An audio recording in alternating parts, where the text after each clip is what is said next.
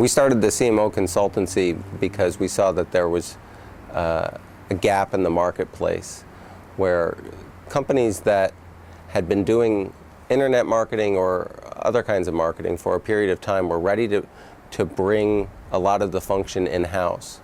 But they didn't have anyone on staff who had the experience to build the big plan. They had people who could execute it, but they didn't have anyone who could build the big plan. No one who'd done that before. At the same time, the prospect of hiring a CMO for that function is very difficult. It's a big financial commitment, and often you don't know what you need in that CMO until you make a mistake or two. So companies are looking for a way to get that big plan from somebody who has experience without making that financial commitment to a single person. One of the big advantages of consultancies in general is that you get more than one brain there, and you get people who have the benefit of pattern recognition because they've done a lot of engagements recently and they know the latest with the landscapes. In our case, it can be the internet marketing landscape, the latest on social or email or analytics or what have you. We have people who are engaged at the highest level setting up the big plan for companies all the time. So we do have that pattern recognition, and we provide that to clients at a price that's very affordable to them as compared to committing to a CMO. It's a way for companies to transition from the smaller business model of hiring agencies for all of that strategy and all of that implementation to something where they're starting to bring it in-house. And we saw that gap, so we wanted to make the CMO consultancy to fill it.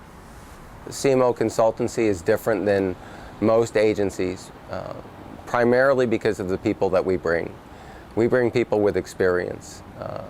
The average consultant has 15 to 30 years of marketing experience, and that person has held senior positions at large, medium-sized companies, small companies as well. That's really a difference maker for us, in that we have a high level of discourse and we all can feed off of each other.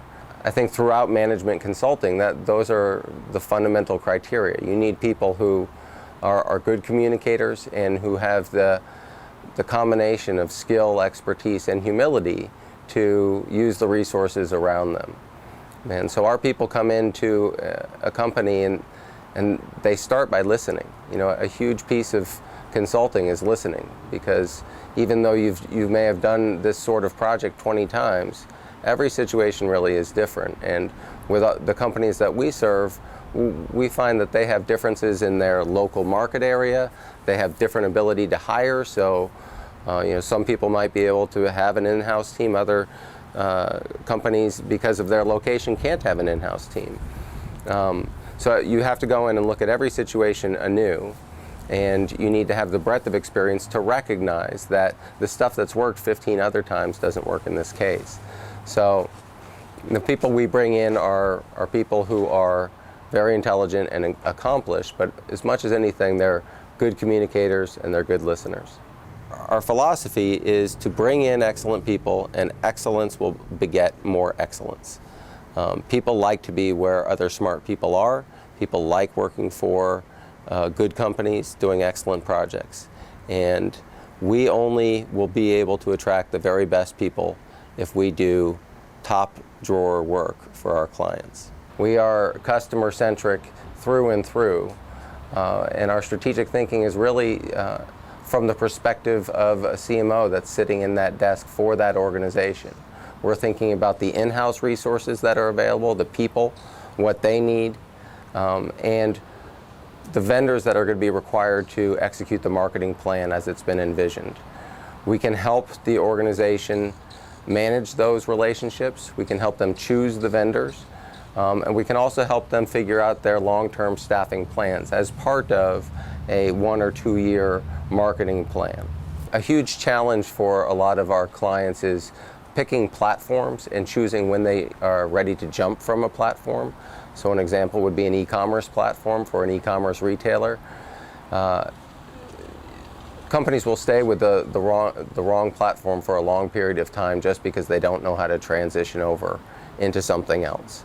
And there are a lot of different vendors out there for e-commerce, likewise for CRM programs or for analytics. There's lots of solution vendors out there.